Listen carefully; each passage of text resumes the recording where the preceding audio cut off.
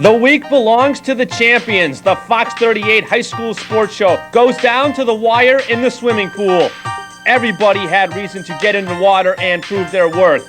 The first half champions earned their keep. And the winners dance like they've never danced before.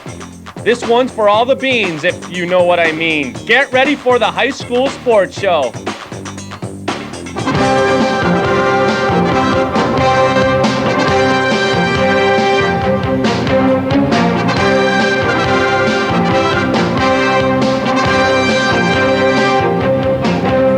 This is the Fox 38 High School Sports Show, brought to you by Mellon Bank.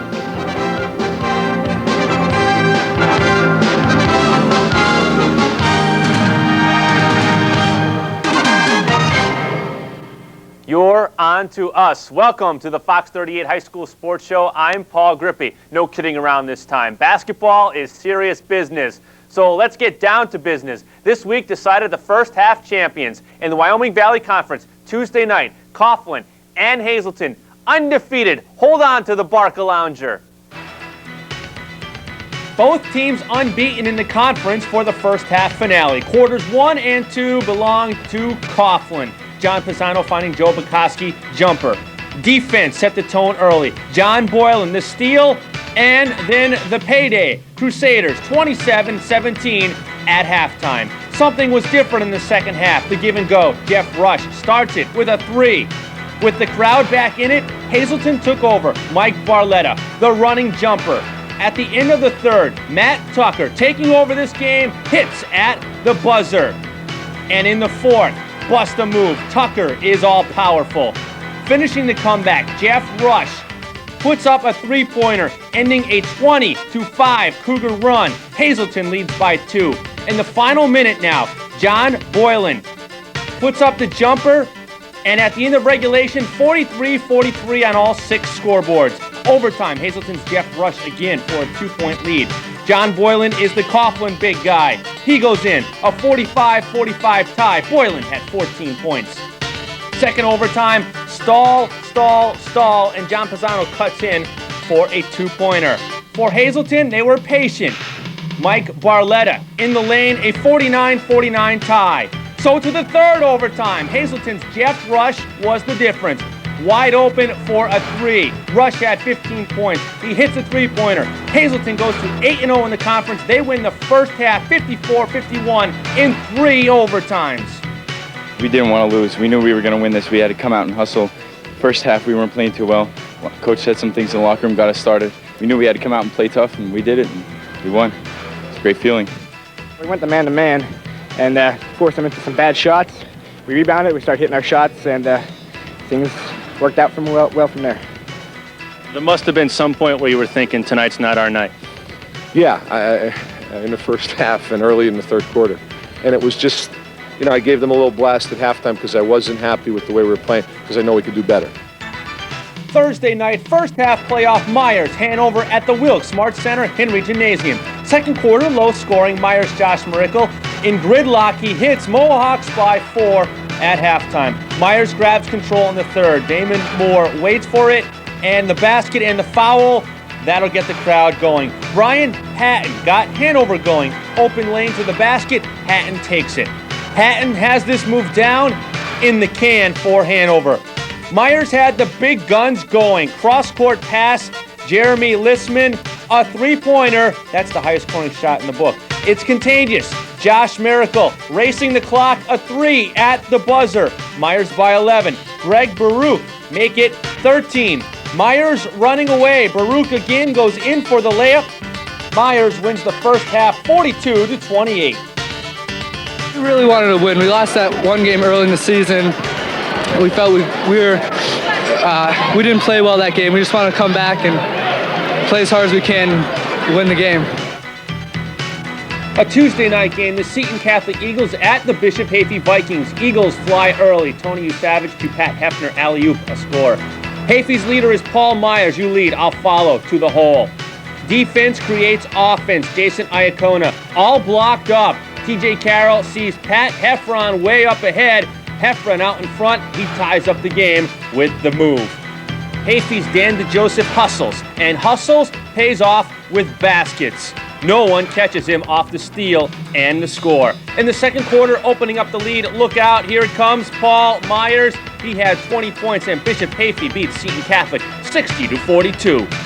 Friday night, one-game playoff to determine the first half champ in the Mountain Valley Conference. Pocono Mountain at Panther Valley. Brad Pencil hits a three. In the third quarter, Valley's Dave Burke in the corner, giving the crowd a close view. Burke likes that spot, so his coach lets him stay there. Another three. Stay away from the Bears' big guy, Ryan Fennell. He is known to cause blockage. Three bombs all over. Kelly Dangan, another three. And Panther Valley is the first half champion, beating Pocono Mountain 67-51. Monday night, Pottsville at North Schuylkill for respect in the Schuylkill League. The Spartans' Beth McDonald demands respect. On the baseline, she drives and has the hit. McDonald will kill you. Beth McDonald had North Schuylkill's first 4 baskets. The Tide, with one loss all year, Emily Zuber, a three-pointer hits, and Zuber gets the steal and takes off like business at a bingo parlor. At the other end, Emily Zuber goes in for the basket. Schuylkill has Tara Stepanchik. She has a spot on the floor. From that spot, she hits the basket. North Schuylkill dominates the first half, 32-18. Second half, third quarter, Haley Rulin, tough on the baseline, pass to Beth McDonald, 4 and in. McDonald had 20 points. Pottsville was out-rebounded 48-13, and North Schuylkill beats Pottsville 45-31. What did this prove tonight? Well, it showed all those teams who thought because the Spartans had a bad record, so all those teams that were back and our record didn't mean anything. They were just tough games to get us ready for the leagues. Thursday night, Lackawanna League, West Scranton at Scranton Prep. First half on the line. West runs wild. Amy Walsh heads the Stampede and rumbles. Molly Malloy carries the classic. She's in the lane. There it is. Allison Murphy finds Malloy this time. It happens all night long. With Malloy inside, Liz Benestad works the outside. The jumper in the lane. Prep by 8. West battles hard to catch Prep in the standings. Sarah Coleman hits from the rubber floor for the Lady Invaders. But Prep stays unbeaten in the Lackawanna League. Benestad has Malloy up ahead. Malloy gets it in. Down she goes. She had 20. Scranton Prep goes to 7-0 in the league. They beat West 57-47. And that's not all. Wrestling makes its way onto our show with a match that's as close as it gets. You stay right there. We'll be right back. What's on Fox? North School Sports are on the High School Sports Show. Yeah!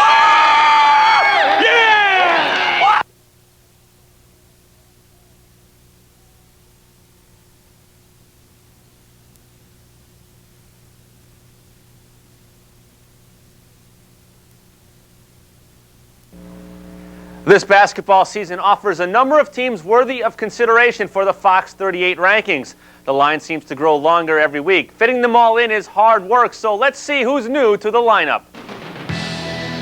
Finding their way into the rankings, the Millionaires of Williamsport are at 10. Myers won a first-half playoff game, so they move to number 9. Any team that wins in 3 overtimes deserves to be ranked. Hazleton is at the 8th spot. At number 7, Western Wayne lost to Elk Lake this week. They are 14-2. Marion Catholic lost on Monday to Reading Central Catholic. They dropped to 15-2, and they are the 6th team. Schuylkill Haven lost on Friday to Williams Valley. They go to 15-2 and sit at 5. Chickalamy, the Indians are 13-1 and in the number 4 spot. Scranton Prep is the Lackawanna League first half champion. They beat North Pocono and West this week. The Cavaliers are 14-1 at number 3. At number 2, the Rangers of Northwest area. And at number 1, still the Shamokin Indians are at the top of the rankings. For the girls, at number 10, Pottsville Nativity lost to Pine Grove early in the week. The Pottsville Crimson Tide lost to North Schuylkill, so they dropped to number 9. North Schuylkill beat Pottsville and Blue Mountain. They are 12-4 and in the 8th spot. South Williamsport has an 11-2 record, and they sit at 7. Honesdale beat Mid-Valley and Valley View to go to 15-2 and the number 6th ranking. And Scranton Prep is in the 5th spot with a 15-1 record after beating North Pocono and West Scranton for the first half championship. Berwick sits at number 4. They are the Wyoming Valley Conference first half champions. and Mahanoy area sits at the 3rd spot. The Phillies of Marion Catholic are in the 2nd spot, and still at number 1, the Seton Catholic Lady Eagles are at the top of the Fox 38 girls rankings. Even though wrestlers compete as individuals, it's as much a team sport as any other. Everyone in the lineup has a responsibility to help out.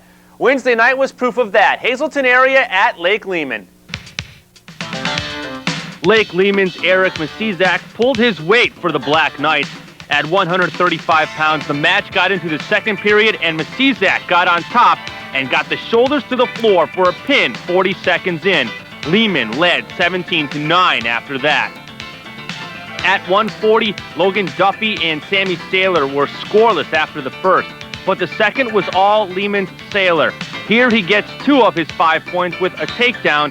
Saylor won the match 7-3. The key to the whole meet was the 145-pound bout, Hazleton's Charlie Mully and Lake Lehman's Joe Hallowich. In overtime, Hallowich turns on the determination and overwhelms Mully. The win goes to the Knights 3-1, and Lehman leads 20-9. Trying to get my takedown, I couldn't get it. He kept blocking all my shots, so we went into overtime, and I didn't want to go into the ride-out, so I don't know, I just went for it. Hazleton tried to dig out of the hole at 152 pounds. Jay Kotsko did just that. A big second period, 2 points. And then the quick move for 2 more. Kotsko won with a major decision 23-7, and the match was 23-14 Lake Lehman. But just like that, the momentum swung back to the home team. Ned Walsh at 160 pounds got a pin 54 seconds into the 3rd. The middleweights were a seesaw exchange. At 171, Hazleton's Jason Weston picked up a deuce in the 1st. Minor bleeding annoyed him the whole match, but he kept wrestling and picked up 2 more in the 3rd to win 7-4. At 189, Lehman's Pat Rogowski was down 1-0 in the 3rd, but tied it up with an escape. Then he took control in the 3rd by moving Tony Stark backwards right where he wanted him. Rogowski won 3-2. The heavyweights put on quite a show. Hazleton's Josh LaRock got 2 points on a reverse in the 1st period.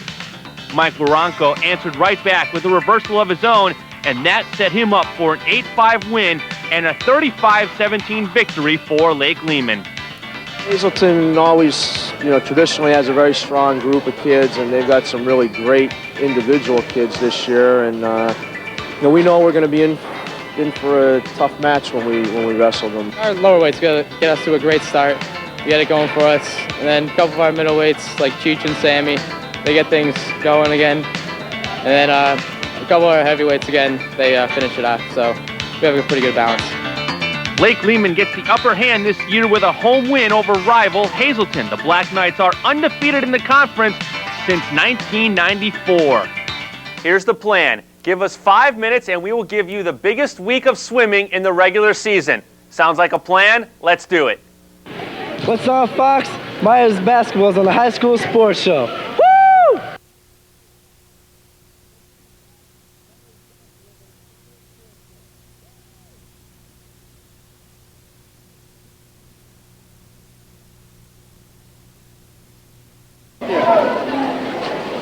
Welcome back to the Fox 38 High School Sports Show. I'm Jane Adonisio, and today we're taking a look at a very big swimming competition in our area, Bishop Hoban and Valley West. We're going to take a look at both the boys and the girls teams and see how these great teams compete with each other.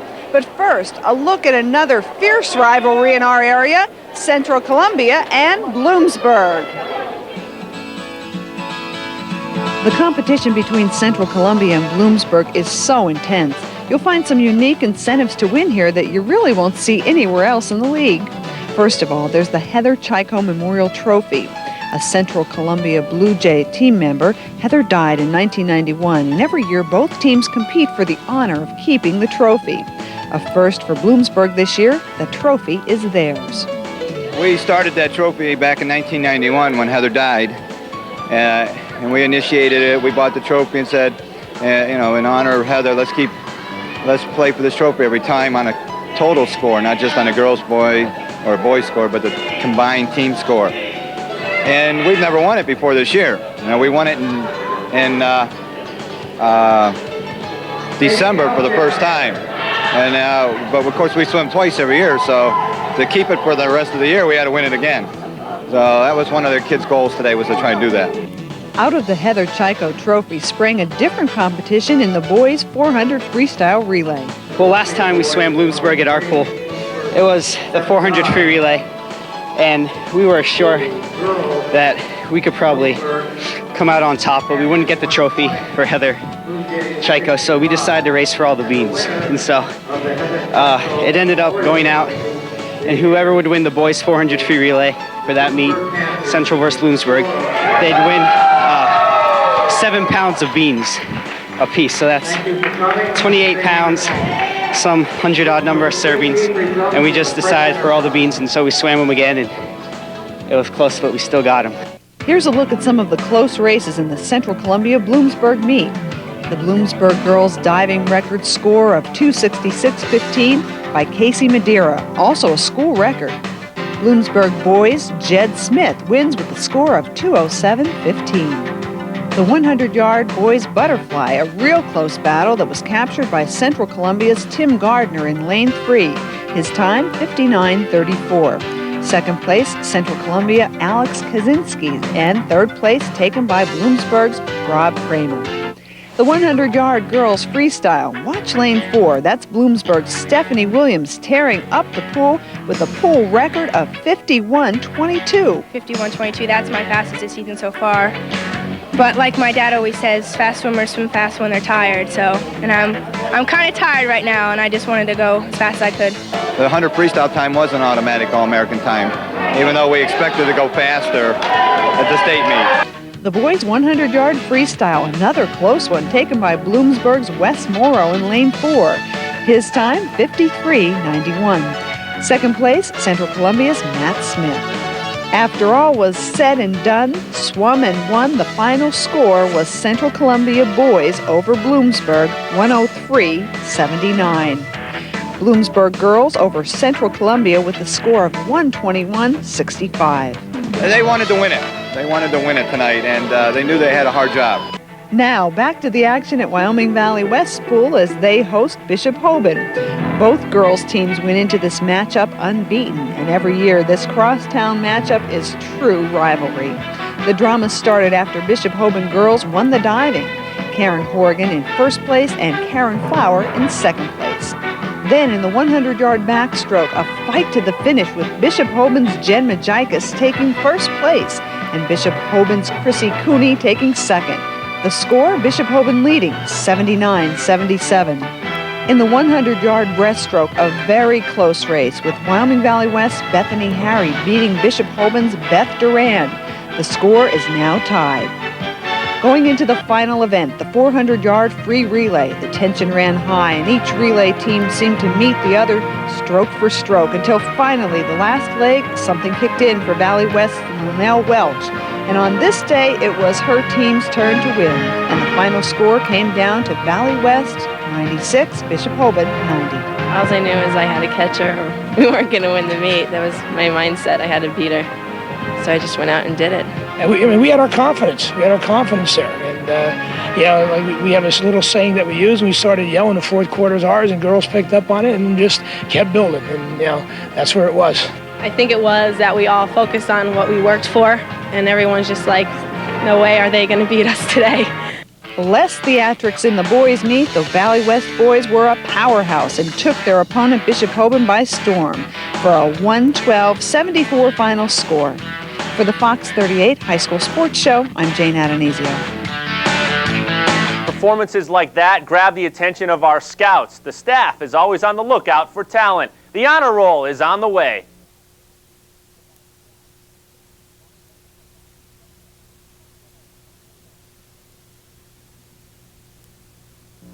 So many good performances every week. Seems almost a shame that some of them get no recognition. But the line has to draw somewhere. Check out who was on this week's honor roll. No one stopped Elk Lake's Ben LaRue. In a big win over Western Wayne, he had 28 points and 13 more on Friday. For the week, LaRue was 18 of 20 on the free throw line. At Scranton Prep, Molly Malloy was big for the girls. She had 21 points Monday and 20 more on Thursday. Berwick's Steph Rothery reached an unheard-of milestone. The Lady Bulldog had 20 points Monday and 15 rebounds to put her over 1,000 in her career. Williams Valley's Jordine Schaffner had a big week. On Monday, 17 points, and then 32 points on Thursday.